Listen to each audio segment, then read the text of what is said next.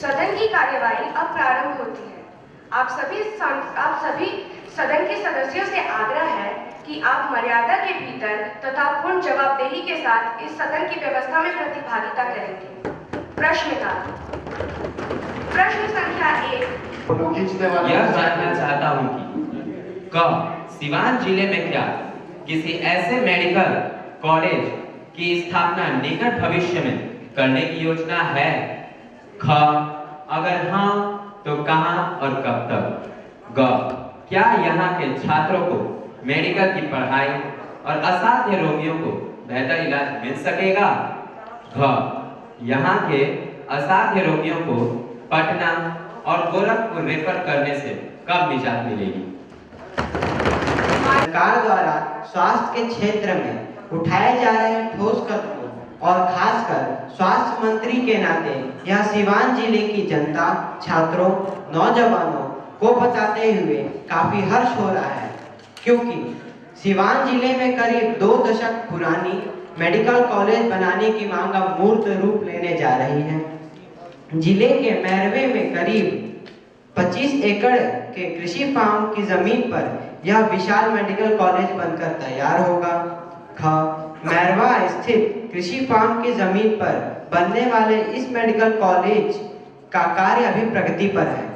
ग medical college तथा अस्पताल जिसमें 500 बेड होंगे, बनने में कुल लागत 568 करोड़ 84 लाख रुपए आएगी, जिसकी मंजूरी कैबिनेट द्वारा दी जा चुकी है। केंद्र सरकार द्वारा भी 150 करोड़ की आर्थिक सहायता मिलेगी।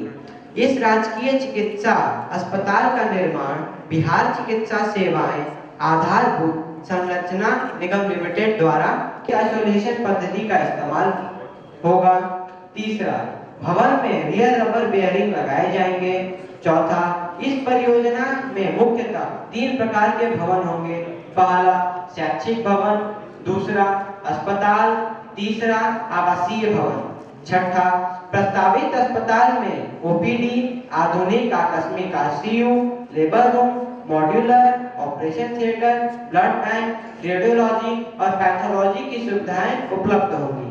सातवां, इस कॉलेज में आधुनिक लॉन्ड्री, रसोई घर, दवा भंडारण एवं वितरण कक्ष, सीएसएसडी, टीएसएसयू और मेडिकल गैस पाइपलाइन की सुविधाएं भी उपलब्ध होंगी। धन्यवाद। प्रश्न संख्या 2। माननीय सदस्य समरीन फातिमा। अधिकारियों पर कार्रवाई हुई है? यदि नहीं तो क्यों? हो जाती है। कई लोग अपनी जरूरी मीटिंग में अक्सर लेट हो जाते हैं। अतः महोदया, मेरा प्रश्न यह है कि सरकार के पास सड़कों को जाम मुक्त करने के क्या तरीके हैं? धन्यवाद। करने का कार्य किया जा रहा है। अक्सर जाम रहने वाले क्षेत्रों में फ्लाईओवरों का निर्माण किया जा रहा है। महोदया, कमर्शियल वाहनों को बाईपास द्वारा शहरों से ही बाहर निकाल दिया जा रहा है।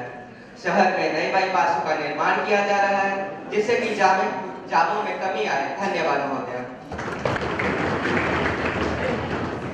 प्रश्न संख्या 10। माननीय सदस्य महोदय श्री प्रिंस कुमार। माननीय, डीजल और पेट्रोल की कीमतों के कारण उनकी आय दुगनी हो गई है। उनकी आय के स्थान पर उनकी लागत दुगनी हो गई है। इस कारण किसानों की आर्थिक स्थिति दयनीय होती जा रही है। तो माननीय अध्यक्ष महोदय के माध्यम से यह मैं जानना चाहूंगा कि सरकार इस समस्या से निपटने के लिए क्या कदम उठा रही है, और यदि नहीं तो क्यों? धन्यवाद। किसानों की सारी समस्याओं से पूर्णतः अवगत है और अपनी सहानुभूति जताती है। महोदया, सीमांत किसानों को आर्थिक सहायता देने के लिए उनके बैंकों में डीबीटी के माध्यम से सब्सिडी दी जा रही है। उन्हें सरकारी खरीद केंद्रों पर अपनी फसल को बेचने के लिए सुविधा प्रदान की जा रही है। धन्यवाद। प्रश्न माननीय सदस्य श्री रितेश कश्यप। माननीय अध्यक्ष महोदय, जैसा कि आप भी जानती हैं, बेघर मजदूर जो इस ठंड में सड़कों के किनारे सोते हैं और खाने के लिए उनके पास कुछ भी नहीं है, उन बेघर मजदूरों के लिए सरकार ने क्या योजना बनाई है? और नहीं तो क्यों? माननीय ग्रामीण विकास मंत्री सुश्री कीर्ति बाला दुबे। माननीय अध्यक्ष महोदय, मैं आपके द्वारा माननीय सदस्यों को यह बताना चाहूंगी कि PMAY प्रधानमंत्री आवास योजना के तहत महंगे रियल एस्टेट सेक्टर की अपेक्षा कृपया चुनौती बताई जाए। हमने आपको बोलने की अनुमति प्रदान नहीं की है, इसलिए अपना स्थान ग्रहण करें और सदन की गरिमा का ध्यान रखें। प्रश्न संख्या 15 माननीय सदस्य श्री अक्षय वर्मा। माननीय अध्यक्ष महोदय, मैं आपके माध्यम से सरकार से यह पूछना चाहता हूं कि सन 2000 में बिहार को तोड़कर झारखंड राज्य बनने से खनिज संसाधन वाले क्षेत्र झारखंड में चले गए, जिससे बिहार का औद्योगिक क्षेत्र बुरी तरह प्रभावित हुआ। प्रभावित क्षेत्र में सुधार के लिए सरकार के द्वारा कौन-कौन से कदम उठाए गए हैं, स्पष्ट करें। धन्यवाद। माननीय उद्योग मंत्री श्री पवन कुमार। माननीय अध्यक्ष महोदय, मैं आपके माध्यम से सदन को यह बताना चाहता हूं कि बिहार और झारखंड के अलग होने से सरकार को कई नुकसानों को झेलना पड़ा था। इन नुकसानों की भरपाई के लिए सरकार ने अन्य क्षेत्र जैसे कृषि आधारित उद्योग को बढ़ावा दिया। साथ ही साथ सरकार अन्य लोगों में भी निवेश कर रही है। अभी हाल ही में सरकार ने 71 करोड़ के 125 प्रोजेक्ट्स को स्वीकृति दी है। यह स्वीकृति चीनी मिल, इथेनॉल, ऊर्जा आदि के क्षेत्र में उद्योग लगाने के लिए दी गई है। सरकार ने सड़कों को भी बेहतर बनाने के लिए, जिससे उद्योग को कच्चा माल के आने जाने में आसानी हो। धन्यवाद। सदन को मैं यह बताना चाहूंगी कि सरकार ने मुख्यमंत्री जन कल्याण योजना और केंद्र सरकार ने प्रधानमंत्री विद्या लक्ष्मी योजना चलाई है, जिसके माध्यम से उच्च शिक्षा और तकनीकी शिक्षा के लिए शिक्षा ऋण आसानी से उपलब्ध कराने की व्यवस्था की गई है। इसके अतिरिक्त समय समय पर प्रोत्साहन राशि भी दी जाती है। धन्यवाद। चाहूंगा कि सिर्फ कागज पे घोड़े मत दौड़ाइए, जमीनों पे भी घोड़े को दौड़ाइए। माननीय सदस्य अपना स्थान ग्रहण करें। अपना स्थान ग्रहण करें। सदन में शांति बनाई जाए। सर्वप्रथम सदन में शांति बनाई जाए। प्रश्नोत्तर काल अब समाप्त होता है। शून्यकाल अब प्रारंभ होता है। शून्यकाल प्रश्न संख्या 1 माननीय सदस्य सुश्री अंशिका। माननीय अध्यक्ष महोदया, मेरा सत्ता पक्ष से यह प्रश्न है कि विज्ञान और प्रौद्योगिकी में विकास होने से हमारे समाज में क्या परिवर्तन आए हैं? धन्यवाद।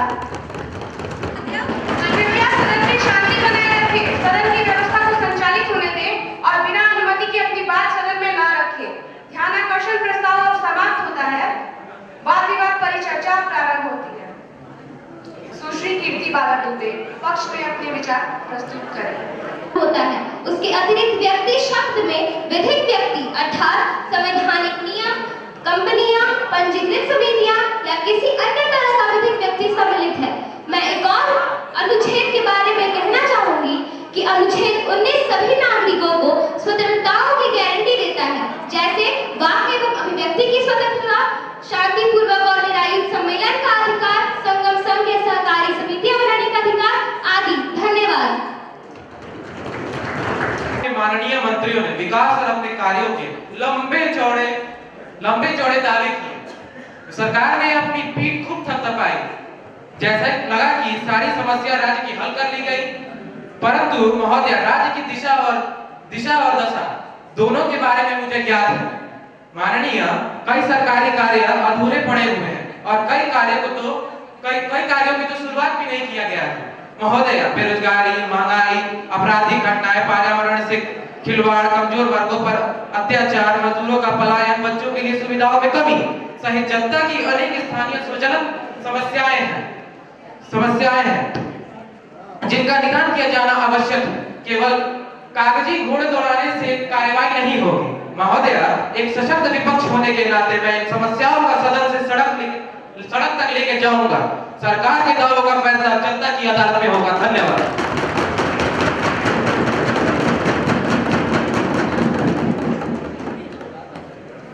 माननीय मुख्यमंत्री महोदय, अनिवार्य है, संविधान में मौलिक अधिकार एवं कर्तव्यों के रूप में निहित है। महोदय, स्वतंत्रता के बाद मुख्य रूप से कर्तव्यों पर जोर दिया गया था।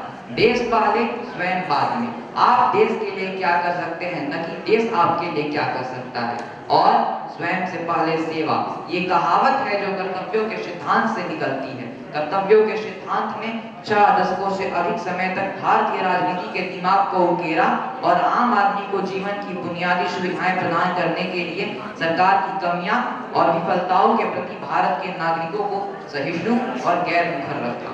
महोदय, पिछले 3 से 4 वर्षों के दौरान कई अधिकारों को संविधान में संशोधन और संसद द्वारा अलग अधिनियम अर्थात भोजन का अधिकार, शिक्षा का अधिकार और रोजगार का अधिकार के माध्यम से स्वीकृति मिली है। महोदय, अब प्रश्न यह उठता है कि इन अधिकारों को लागू करने के लिए कौन कर्तव्यबद्ध है। स्पष्ट रूप से यह सरकार है जो इन्हें लागू करने के लिए बाध्य है। सत्ता पक्ष के नेता यानी कि मुख्यमंत्री श्री उज्जवल कुमार दुबे भी धन्यवाद के पात्र हैं। आज सदन की कार्यवाही कल पूर्वाह्न 11 बजे तक के लिए समाप्त होती है। धन्यवाद।